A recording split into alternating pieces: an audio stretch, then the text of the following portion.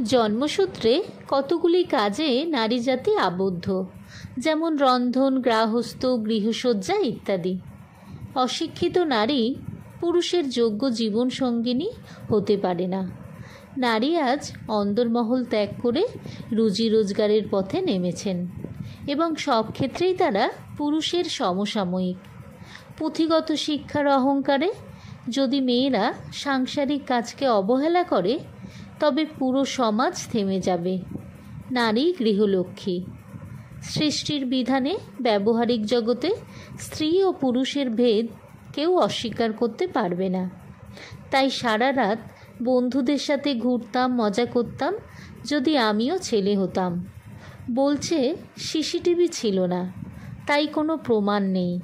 থাকলেও কি হতো? যদি আমিও ছেলে হতাম তাহলে আমিও বেঁচে থাকতাম। জাস্টিস ফর আরজি কর।